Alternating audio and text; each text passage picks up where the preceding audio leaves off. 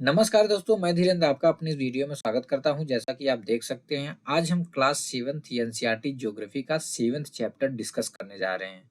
7th chapter क्या है?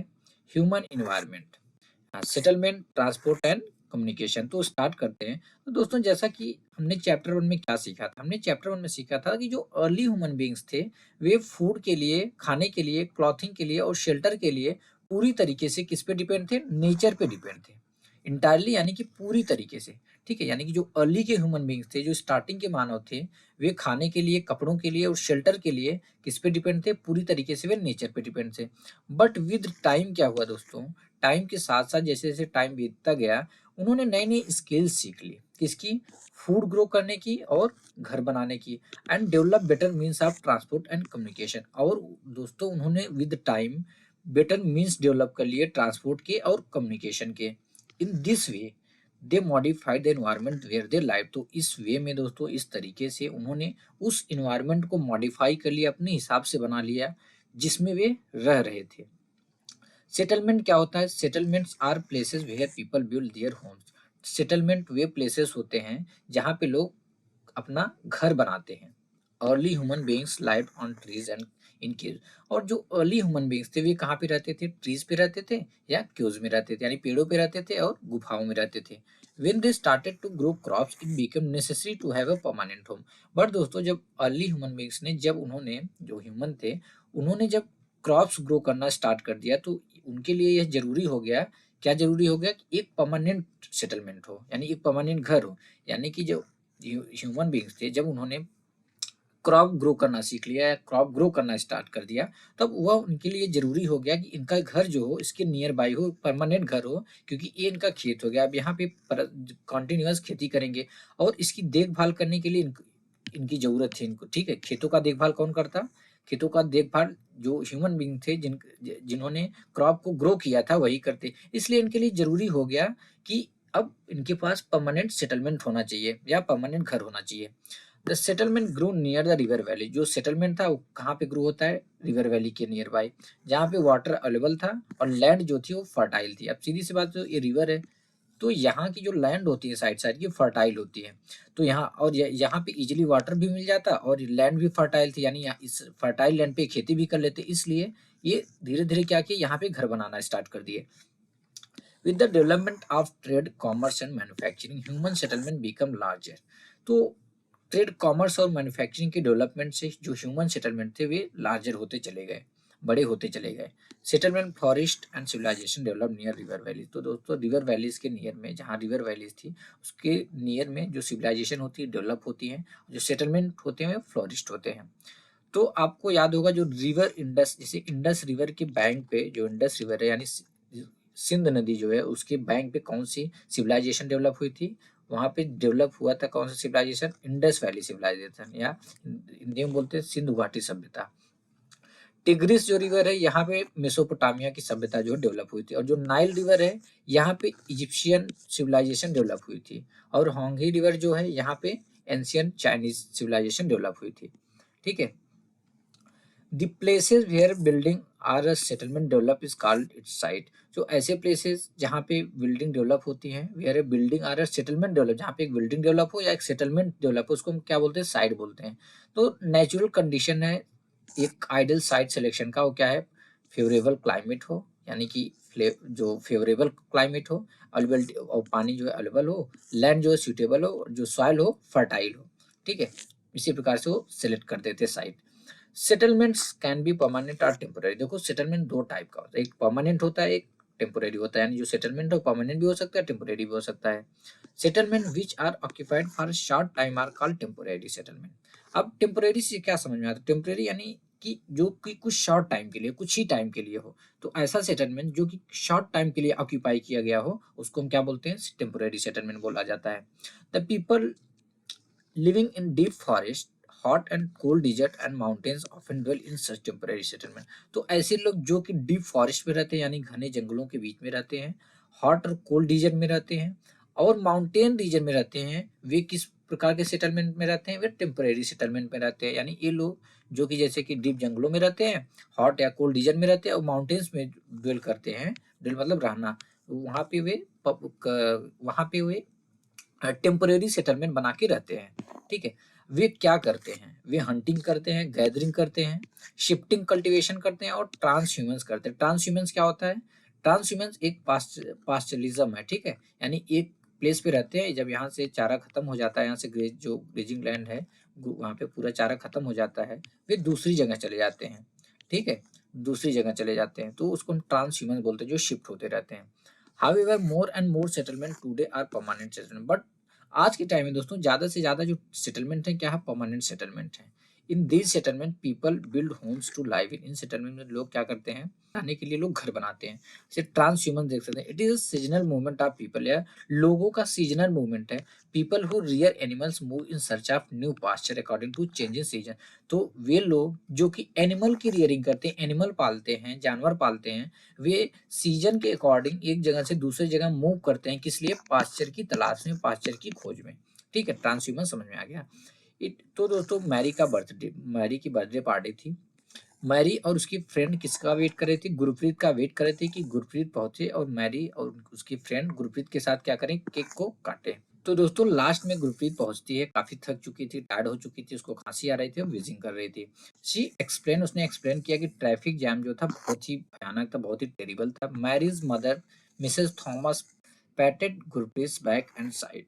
तो जो मैरीज की माता जी थी मिसेस थॉमस, पैट मतलब कि थपथपाना, गुरप्रीत के बैक पे यानी उसकी पीठ थपथपाती हैं, हाथ रखती हैं, बोलती हैं, उफ दी पॉल्यूशन इन आवर सिटी, ओह हमारी सिटी का pollution. Prasad Prasad had recently come from his village. जो प्रसाद था दोस्तों वो अभी रिसेंटली जल्दी ही अपने गांव से आया था। He asked why do we have such traffic jams and such pollution in the cities. पूछता है कि सिटीज में इतना ज्यादा ट्रैफिक जैम और इतना ज्यादा पॉल्यूशन क्यों है। The number of vehicles is increasing day by day due to the growing population in the cities, Mary's father Mr Thomas replied. तो मैरी के जो पिताजी थे मिस्टर थॉमस, उन्होंने रिप्लाई किया कि पॉपुलेशन जो ग्रो हो रही है उसके साथ साथ डे बाय डे क्या हो रहा है, व्हीकल्स भी डे बाय डे इंक्रीज हो रहे हैं, यानी कि ज्यादा से ज्यादा गाड़ियां आ रही, इस वजह से ज्यादा यहाँ पे पॉपुलेशन, यहाँ पे ज्यादा पॉल्यूशन है। मैरी ने फिर क्या पूछा, Mary asked then why are people coming to the cities. फिर लोग सिटीज में आ क्यों रहे हैं, जब इतना ज्यादा पॉल्यूशन है, इतना ज्यादा ट्रैफिक जैम रहता है, टाइम का भी वेस्ट होता है, तो लोग क्यों आ रहे हैं सिटीज में। हर मदर रिप्लाई, उनकी माता ने रिप्लाई किया, they come looking for jobs, better education and medical facilities. बोलती है वे आते हैं यहाँ पे जॉब्स के लिए, जॉब के लिए आते हैं, बेटर एजुकेशन के लिए आते हैं, हेल्थ केयर यानी मेडिकल फैसिलिटीज के लिए आते हैं। Mary father Mary further inquire, Mary ने आगे पूछा, इंक्वायरी ने आगे फिर से पूछा, if so many people keep coming to cities where will all the people live. अगर इतने लोग आ रहे हैं, इतने लोग आते जा रहे हैं, वे कहाँ पे रहेंगे, ठीक है। Mr Thomas said that is why you see so many slums and squatter settlement where people stay in congested and unhygienic condition. Mr Thomas ने रिप्लाई किया, उनको बताया, यही रीजन है कि जो तुमको बहुत ज़्यादा स्लम दिखता है, यहाँ पे बहुत ज़्यादा स्लम्स है, बहुत ज़्यादा स्क्वेटर सेटलमेंट है, जहाँ पे लोग एक कंजेस्टेड एरियाज में रहते हैं, बहुत कंजेस्टेड रहते हैं और जहाँ पे अनहाइजेनिक कंडीशन होता है, साफ सफाई बिल्कुल भी नहीं हो पाता। Shortage of power and water supply are common problems in the city. तो दोस्तों सिटीज़ में ना जहाँ पे स्लम्स होता है वहाँ पे इलेक्ट्रिसिटी का सप्लाई और वाटर का सप्लाई बहुत ही बड़ी प्रॉब्लम होती है, वहाँ पे लिटरली बहुत बड़ी प्रॉब्लम होती है। वहाँ पे क्या होता है कि जैसे कि डे टाइम में, जैसे मुंबई है तो मुंबई में हम लोग रहते थे, तो वहाँ पे मॉर्निंग 6 टाइम में, 6 ओ क्लॉक पानी आता था, 6 to 7 या 7:30 आता था, उसके 7:30 उसी टाइम पीरियड में। और एक ही नल होता था, मोटर लगाते थे लोग, उसमें लगभग 12 से 13 मेंबर भरते थे। और वह पानी जो था यानी 1.5 घंटे के लिए आता था। 1.5 घंटे में 12 लोगों को भरना है, जो भी उनके पास बकेट होती थी या ड्रम होता था, सारा का सारा भर लेते थे। अब यही पानी यूज होगा अगले मॉर्निंग तक, अगले मॉर्निंग फिर 1.5 घंटे के लिए पानी आएगा, फिर सारे लोग भरेंगे। तो पानी का तो बहुत बड़ा प्रॉब्लम होता है, इलेक्ट्रिसिटी का भी प्रॉब्लम होता है स्लम्स में। स्लम यानी कि झोपड़पट्टी, ठीक है। प्रसाद ने बोला, our villages may not have big cinema halls, well equipped schools and good hospitals, but we have lot of open spaces and fresh air to breathe in. आगे प्रसाद बोलता है, जो प्रसाद था उसने बोला कि ये तो ठीक बात है कि जो हमारे घर है, जो हमारे विलेजेस हैं, वहाँ पे सिनेमा हॉल्स नहीं है, वहाँ पे वेल इक्विप्ड स्कूल नहीं है, और न ही यानी बेटर एजुकेशन नहीं है, न ही अच्छे हॉस्पिटल है, बट एक चीज़ तो वहाँ पे बहुत ज़्यादा ओपन स्पेस है जहाँ पे हम फ्रेश एयर ब्रीथ कर सकते हैं।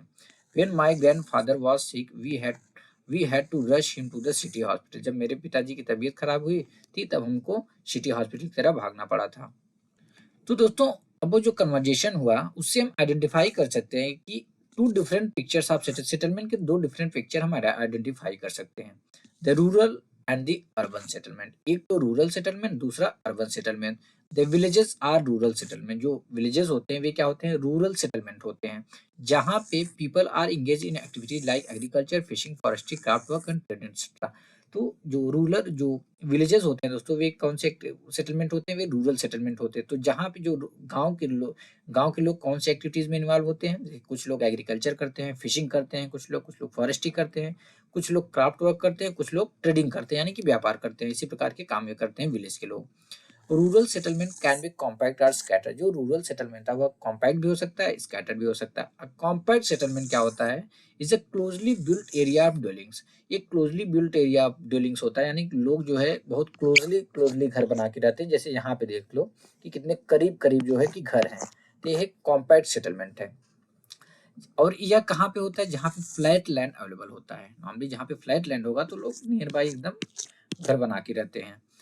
बट एक स्कैटर सेटलमेंट में क्या होता है दोस्तों, एक स्कैटर सेटलमेंट जो ड्वेलिंग्स होते हैं वो बहुत काफी दूरी दूरी पे होते हैं। जो घर बने रहते हैं, जैसे एक यहाँ पे है, फिर देखो एक घर यहाँ पे है, दूसरा यहाँ पे है, तीसरा घर यहाँ पे है। तो इसमें जो ड्वेलिंग होता है यानी जो घर होते हैं काफी दूरी दूरी पे होते हैं, एक एक्सटेंसिव एरिया पे फैले होते हैं। इस टाइप का जो सेटलमेंट होता है मोस्टली कहाँ पे पाया जाता है, हिली ट्रैक में, हिली रीजन में पाया जाता है, थिक फॉरेस्ट में पाया जाता है, और रीजन ऑफ एक्सट्रीम क्लाइमेट में पाया जाता है। क्लाइमेट काफी एक्सट्रीम रहता है। In rural areas people build houses to suit their environment.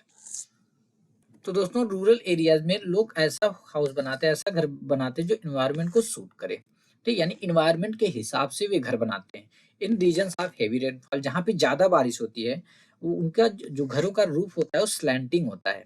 Slanting in the sense ऐसे ऐसे रहता है, घरों का रूफ रहता है। Places where water accumulate in the rainy season, और ऐसी जगह जहाँ पे जो पानी होता है दोस्तों वहाँ पे क्या होता है, एक्यूमुलेट होता है, पर मीन्स इकट्ठा होता है। तो वहाँ पे जो हाउसेज होते हैं constructed on a raise platform, तो वहाँ पे जो घर होते हैं वे रेज्ड प्लेटफॉर्म पे कंस्ट्रक्ट किए जाते हैं। जैसे यहाँ पे देखो raised platform, house on stilts, ठीक है, यहाँ पे दिख रहा है ना कि इस पे एक रेज्ड प्लेटफॉर्म पे घर बनाया जाता है, क्योंकि यहाँ पे पूरा पानी एक्यूमुलेट हो जाता है। Thick mud walled houses with thatched roofs are very common in areas of hot climate. और जहाँ का क्लाइमेट हॉट होता है, काफी गर्मी होती है, वहाँ पे किसका घर बनाया जाता है, थिक मड वॉल बनाया जाता है, मतलब मिट्टी की दीवार बनाई जाती है और उस पर क्या रखा जाता है, थैच्ड रूफ। थैच्ड रूफ यानी कि जो रूफ किसका बनता है, घास फूस का बनता है, ठीक है, वहां पे घास फूस का रूफ रहता है, यानी जो मिट्टी की दीवार रहती है उसके ऊपर घास फूस का एक छप्पर नुमा ऐसे बनाया रहता है। ये कहाँ पे बनाया जाता है, जहाँ का क्लाइमेट काफी हॉट होता है, काफी गर्मी होती है। तो गांव के साइड में आपको दिख जाएगा, अभी उत्तर प्रदेश में भी आपको मिल जाएगा, ये जहाँ पे बहुत ज्यादा गर्मी पड़ती है, ठीक है, वहां पे इसको शायद मड़ई बोलते हैं, मड़ई या छान बोलते हैं। Local materials like stones, mud, clay, straw etcetera use to construct houses. तो लोकल मटेरियल जैसे कि स्टोन, मड, क्ले, स्ट्रॉ और इसी प्रकार के जो मटेरियल हैं वही यूज किए जाते हैं घरों को बनाने में। तो दोस्तों जो टाउन्स होते हैं वे स्मॉल अर्बन सेटलमेंट होते हैं, और जो सिटीज होती हैं वे लार्जर अर्बन सेटलमेंट होती हैं। यानी जो टाउन्स होते हैं वे छोटे सेटलमेंट होते हैं, अर्बन सेटलमेंट, और जो सिटीज होती हैं बड़े अर्बन सेटलमेंट होते हैं। In urban area people are engage in manufacturing, trading and services. तो जो अर्बन एरियाज के लोग होते हैं वे किस में इन्वॉल्व होते हैं, मैन्युफैक्चरिंग में, ट्रेडिंग में और सर्विसेज में, ठीक है। ट्रांसपोर्ट, अभी देखते हैं ट्रांसपोर्ट। ट्रांसपोर्ट क्या है, transport is the means by which people and goods move.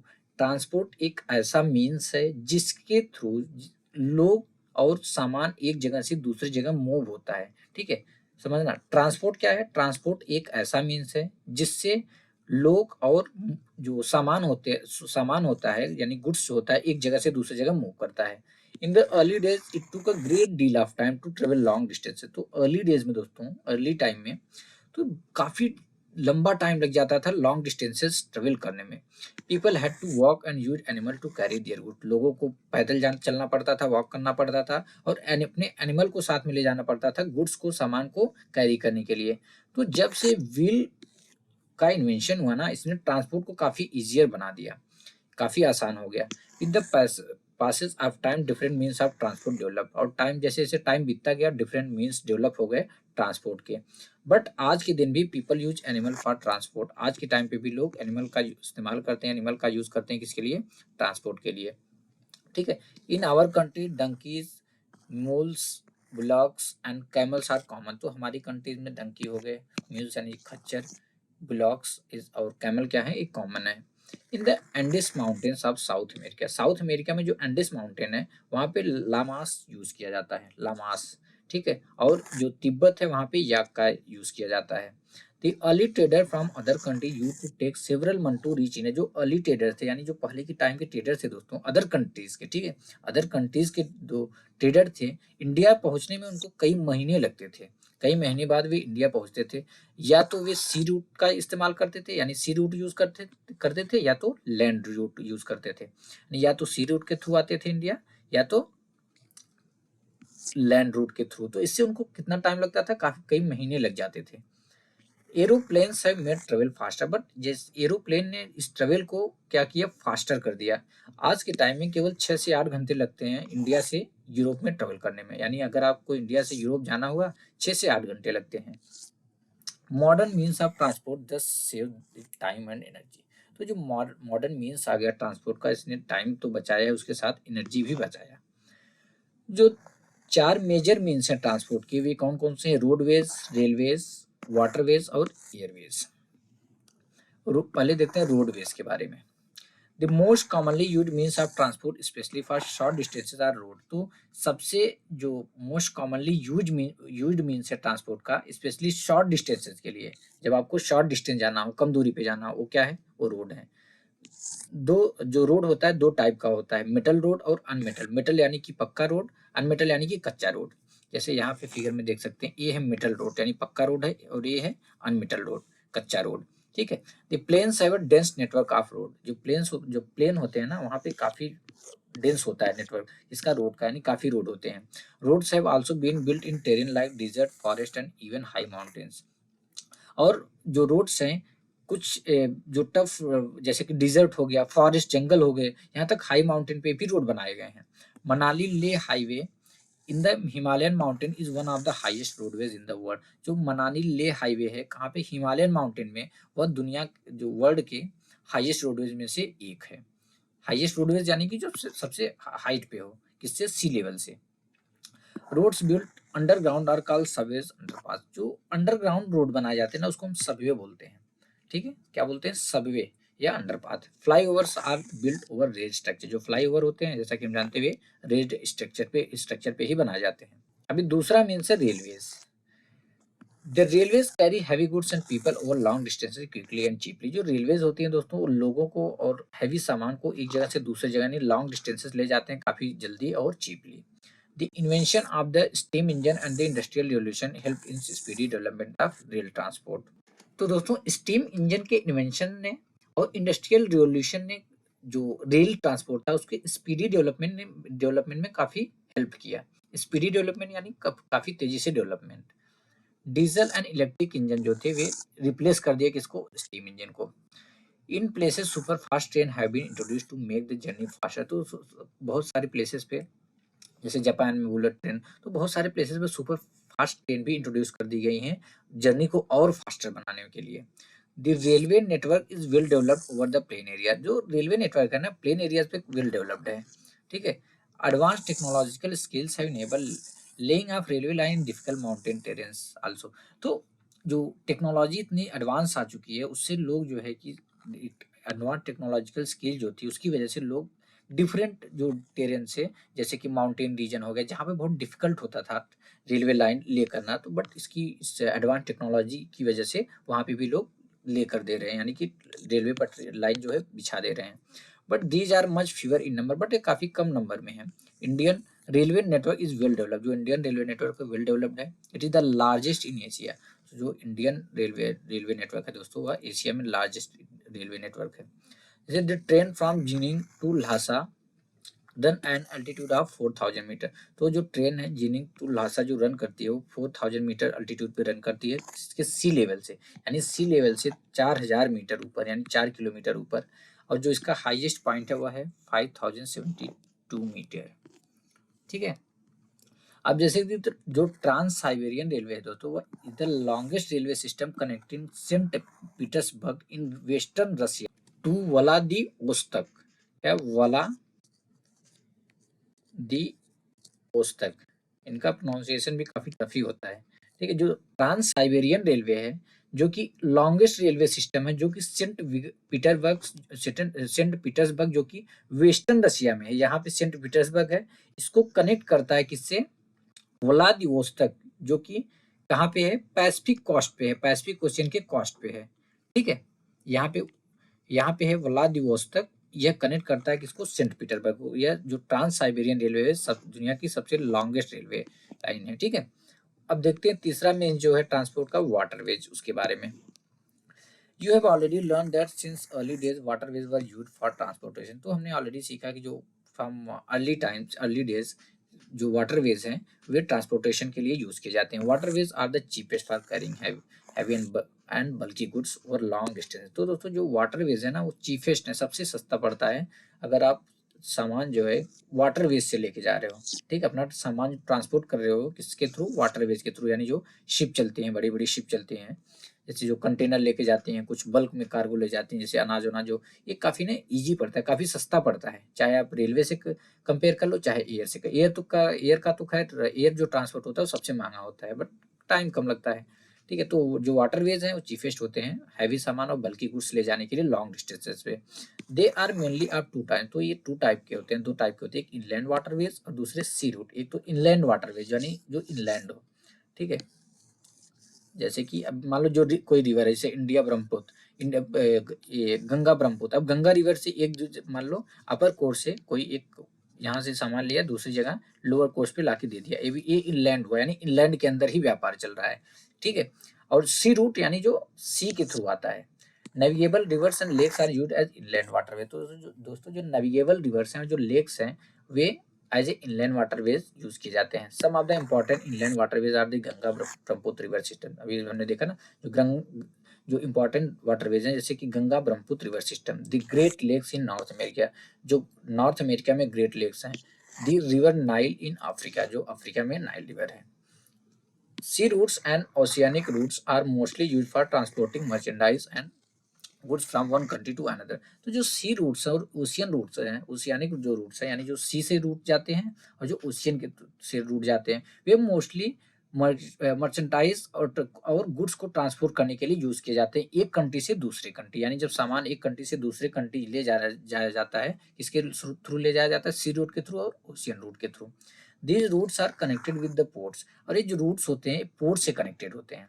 Some of the important ports of the world, जैसे वर्ल्ड के कुछ इंपॉर्टेंट पोर्ट जैसे सिंगापुर पोर्ट, ये तो बहुत ज्यादा इंपॉर्टेंट, बहुत ज्यादा। सिंगापुर सर्च करना, सिंगापुर के बारे में पढ़ना तो कितना ज्यादा इंपॉर्टेंट पोर्ट है। एक्चुअली एक ट्रांजिट पोर्ट है। ठीक है। मुंबई इन एशिया, एशिया में अपना जो मुंबई पोर्ट है, New York, Los Angeles north America में जो न्यूयॉर्क पोर्ट है और लॉस एंजल्स पोर्ट है। रियो डे जेनेरियो जो है कि साउथ अमेरिका में, Rio de Janeiro actually Brazil में है, यानी ब्राजील में, साउथ अमेरिका में क्या ब्राजील, तो ब्राजील का पोर्ट है। Durban and Cape Town in Africa, Africa में डरबन और केपटाउन पोर्ट। ऑस्ट्रेलिया में Sydney port. London and Rotterdam Europe, जो रोटरडैम है कहाँ पे, जर्मनी में। ठीक है। तो यूरोप के पोर्ट है। ऐसे कुछ पोर्ट जैसे बाल्टीमोर पोर्ट, अभी रिसेंटली हुआ बाल्टीमोर पोर्ट पे एक जहाज जा रहा था, बाल्टीमोर। ठीक है। ये बाल्टीमोर यूएसए में है। ठीक है। तो बाल्टीमोर पोर्ट पे एक कंटेनर शिप जा रहा था, तो यहाँ पे बाल्टीमोर ब्रिज है, ओवर ब्रिज था।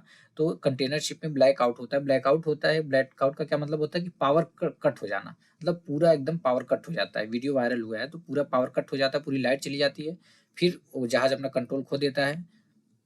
ठीक है। उसके बाद और पायलट ऑन बोर्ड था। पायलट जो जहाज को एक जगह से दूसरी जगह ले जाते हैं, मतलब कि अपने लोकल पोर्ट में। ठीक है। यानी लोकल पोर्ट में पायलट बोर्डिंग ग्राउंड होता है और ये पोर्ट होता है। तो अब इस पायलट को इस पूरे एरिया का ना, एक लोकल एरिया का पूरा नॉलेज होता है, इसलिए पायलट इस जहाज पे आता है, तब यहाँ से वह ऑन बोर्ड होता है, वह जहाज को ले जाता है मास्टर के साथ। तो ब्लैकआउट होता है, फिर से रिकवरी होती है, फिर से ब्लैकआउट, बट पावर आने के बाद फिर से ब्लैकआउट हो जाता है। वह जहाँ जाकर जो है कोलाइड हो जाता है किससे, उस ब्रिज के पिलर से, और पूरा ब्रिज ढह जाता है, पूरा ब्रिज गिर जाता है, बाल्टीमोर ब्रिज। ठीक है, तो इसी प्रकार के बहुत सारे पोर्ट हैं, आप देख सकते हो। एयरवेज, अब आता है एयरवेज। और जैसे जो सी रूट, जो सी होते पोर्ट होते हैं ना, वो किसी, जैसे मान लो कोई सी है, ठीक है, मान लो इंडिया है, ये इसका ईस्ट कोस्ट है, तो यहाँ पे पोर्ट बनाए जाते हैं, पोर्ट, यहाँ पे पोर्ट बनाए जाते हैं। तो जहाज आती है इसी पोर्ट पे लगती है, तो कार्गो डिस्चार्ज होता है, लोडिंग होना होता है तो लोडिंग होता है, फिर जहाज यहाँ से चला जाता है। तो सी जो जो पोर्ट होते हैं हमेशा कोस्ट पे बनाए जाते हैं। This is the fastest way of transport developed in the early 20th century. तो अर्ली 20th सेंचुरी में डेवलप हुआ जो एयरवेज है, ये सबसे फास्टेस्ट मीन्स है या फास्टेस्ट वे है ट्रांसपोर्ट का, यानी कोई भी सामान आपको जल्दी से जल्दी पहुंचाना हो तो आपको एयरवेज यूज करना है। बट यस दोस्तों, सबसे एक्सपेंसिव है कि किस वजह से, हाई कॉस्ट ऑफ फ्यूल की वजह से। Air traffic is adversely affected by bad weather like fog and storm. तो एयर ट्रैफिक एडवर्सली इफेक्ट होता है बैड वेदर से, जैसे कि फॉग आ गया, मान लो स्टॉर्म आ गया, इससे काफी एडवर्स इफेक्ट होता है। It is the only mode of transport to reach the most remote and distant area. तो यही एक मोड है ट्रांसपोर्ट का जो कि to reach the most remote and, जो सबसे ज्यादा रिमोट और डिस्टेंट एरिया हो, काफी दूरी पे, जहाँ पे इजी ही ना हो पहुंचना, तो वहाँ पे इससे पहुंचा जा सकता है। स्पेशली कहाँ पे, where there are no roads and railway, जहाँ पे कोई रोड और रेलवे हो ही नहीं है। अगर मान लो जहाँ पे रोड, पहाड़ियों में देख लो, जहाँ पे रोड रेलवे बहुत सारी जगह पे है ही नहीं, तो वहाँ पे कैसे कोई पहुंचेगा। तो वहाँ का सबसे बढ़िया मीन्स क्या है, वो है कि airways. Helicopters are extremely useful in most inaccessible area. जो हेलीकॉप्टर, एयरवेज में हेलीकॉप्टर है, वो एक्सट्रीमली वहाँ पे यूजफुल होता है, कहाँ पे, मोस्ट इनएक्सेसिबल एरिया में। And in time of calamities for rescuing people. और जब कैलेमिटीज, कोई मान लो प्राकृतिक तबाही आगे, कोई मान लो प्राकृतिक आपदा, कैलेमिटीज मतलब प्राकृतिक आपदा, आपदा यानी कि आफत, ठीक है, यानी नेचुरल कुछ आ जाता है, तो वहाँ पे लोगों को रेस्क्यू करने के लिए इसका यूज किया जाता है, और लोगों को फूड देने के लिए, वाटर देने के लिए, क्लॉथ देने के लिए, मेडिसिन देने के लिए इसका यूज किया जाता है। इसे यहाँ पे देख सकते हो।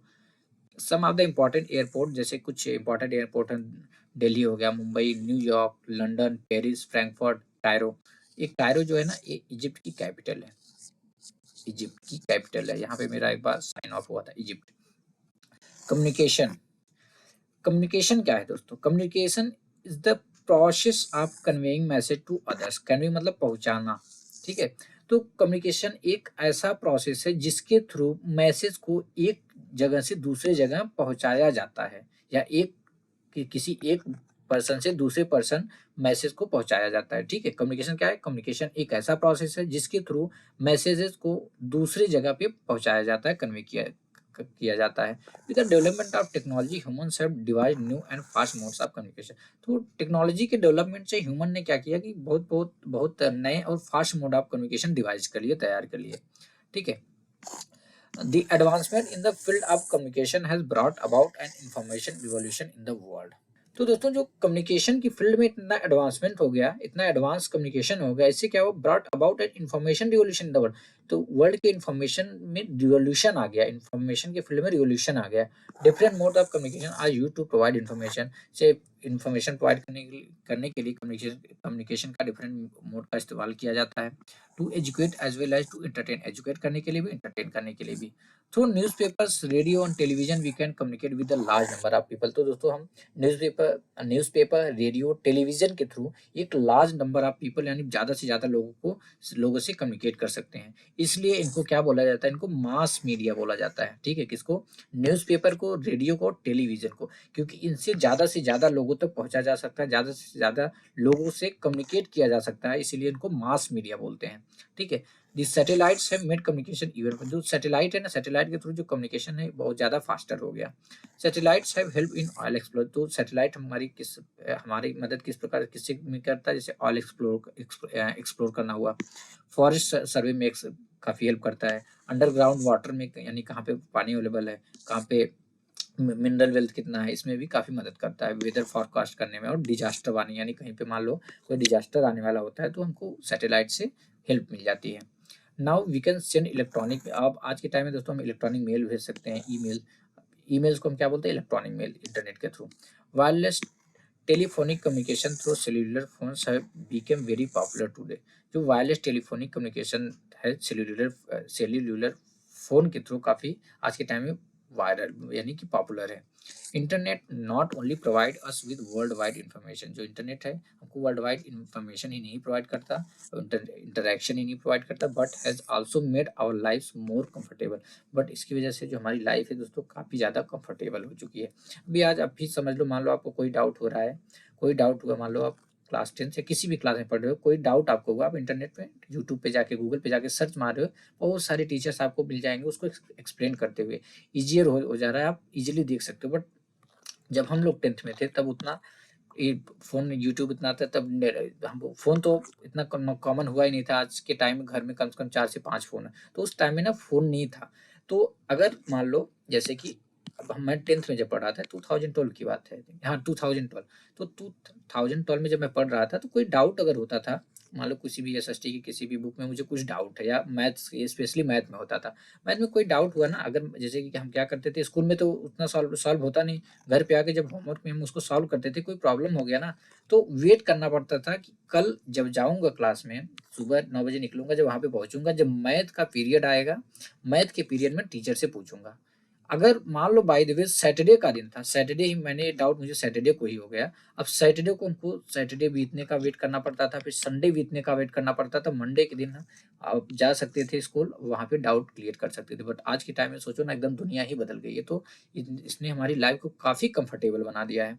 Now we can reserve ticket for railways, हम रेलवे के लिए टिकट रिजर्व कर सकते हैं, एयरवेज के लिए भी कर सकते हैं, यहाँ तक कि सिनेमाज के लिए भी कर सकते हैं। And hotel sitting at home, मतलब घर पर बैठ के हम होटल बुक कर सकते हैं, एयर यानी कि एरोप्लेन का टिकट बुक कर सकते हैं, यहाँ तक कि टिकट जो रेलवे का टिकट होता है उसको भी रिजर्व कर सकते हैं, और सिनेमाज का भी बुक कर सकते हैं घर पे बैठे बैठे। तो यहाँ पे फिगर में देख सकते हैं, तो progress in the means of communication, communication का जो प्रोग्रेस हुआ किस प्रकार से, पहले जो इन्फॉर्मेशन थी कैसे पास की जाती थी, पर्सन बाय पर्सन, ठीक है। उसके बाद आया कि जैसे मान लो राजा को कोई चीज, अगर मान लो लोगों को तब पहुंचाना था, तो कोई एक आता था नगाड़ा लेके बजाता था, सुनो सुनो सुनो, उसके थ्रू तब लोग इकट्ठा होते थे, तब वो मैसेज पास किया जाता था, कन्वे किया जाता था। उसके बाद विद टाइम डाक वाला सिस्टम आ गया कि डाकिया लेटर लाके डाक में डाल देता था, और जिसका होता था उसको पहुंचा देता था। फिर उसके बाद न्यूज़पेपर का सिस्टम आता है, न्यूज़पेपर के बाद आ जाता है भैया सारा टेलीविजन, इंटरनेट, सब कुछ। उसके बाद सैटेलाइट ने और काफ़ी इसको ईजियर बना दिया। तो दोस्तों यहाँ पे फिगर 7.11 में आप देख सकते हैं world major sea ports and airports. तो यहाँ पे एयरपोर्ट दिए गए जो मेजर एयरपोर्ट हैं और जो सी पोर्ट हैं, जैसे मेजर सी एंड पोर्ट्स जो रेड में दिया गया है, ये लाइन जो है एयर रूट की है, मतलब यहाँ से एरोप्लेन जाता है, एयर एयर ट्रांसपोर्ट ऐसे होता है, और सी रूट यानी जो सी रूट से आता है, ठीक है। जैसे ये हो गया सी रूट, जैसे यहाँ से रियो डी जेनेरियो या sao पाउलो से जाता है केप टाउन, ये सी रूट है, और यहाँ ये रेड एयर रूट है, ठीक है। रेड लाइन जो है वो एयर यानी यहाँ से एरोप्लेन जाती है, ये एयर रूट है, एयर वाला रास्ता, ठीक है। और जो यहाँ पे दिया गया डॉटेड लाइन ये है सी वाला रूट। यहाँ पे जैसे देख सकते हैं डकार, ये वेस्ट अफ्रीकन पोर्ट है। यहाँ यहाँ पे भी हम 2 दिन हुआ हम यहाँ डकार से आए, ठीक है। तो डकार जो एक रिवर पोर्ट है, यहाँ पे एक रिवर है, तो रिवर में नहीं, सॉरी ये डकार नहीं, ये लागोस है, ठीक है। डकार अभी इस शिप पे नहीं गए, पिछले शिप पे लास्ट टू लास्ट शिप पे गए थे ट्रेनिंग में, तो हम डकार पे जाते हैं, वहाँ पे डकार में भी जाते थे। और लागोस, लागोस एक रिवर पोर्ट है, ठीक है, एक रिवर में पोर्ट है, काफ़ी रिवर जो है काफ़ी डर्टी है, बहुत ज़्यादा दिक्कत होती है यहाँ पे। तो ये सारे जो है पोर्ट दिए गए हैं, कुछ एयरपोर्ट जैसे एकरा, ये क्या है एकरा, क्या है एकरा जो है इंटरनेशनल एयरपोर्ट है। जैसे जिब्राल्टर स्ट्रेट, जिब्राल्टर यहाँ पे पोर्ट भी है। अब जैसे यहाँ पे नॉर्थ अमेरिका में देखो न्यू ऑरलियंस, न्यू ऑरलियंस एक पोर्ट है, ये भी रिवर पोर्ट है। पहुंचने से पहले 12 घंटे का हमारा रिवर पैसेज रहता है, यानी 12 घंटे पहले पायलट आ जाता है, तो पायलट जहाज को चलाता हुआ मास्टर के साथ न्यू ऑरलियंस पहुंचता है, न्यू ऑरलियंस पोर्ट पे, ठीक है। और वाशिंगटन, और इसी प्रकार से यहाँ पे वैसे बोस्टन देख लो, न्यूयॉर्क देख लो, ये सारे क्या है सी पोर्ट हैं, ठीक है। ह्यूस्टन, ह्यूस्टन पे भी हम गए हैं। ये सारे, ये जो सारे पोर्ट हैं कौन सी कॉस्ट पे, ईस्ट कॉस्ट पे यूएसए के, ठीक है। शिकागो ये इंटरनेशनल एयरपोर्ट है, तो इसको ऐसे देख लेना। जैसे लॉस लॉस एंजल्स भी क्या है, ये पोर्ट भी है, और यानी कि एयरपोर्ट भी है, और एक सी पोर्ट भी है। तो फाइनली दोस्तों हमने यह चैप्टर कंप्लीट कर लिया, और आशा करता हूँ कि आपको भी यह चैप्टर समझ में आ गया होगा। तो मिलते हैं नेक्स्ट वीडियो में।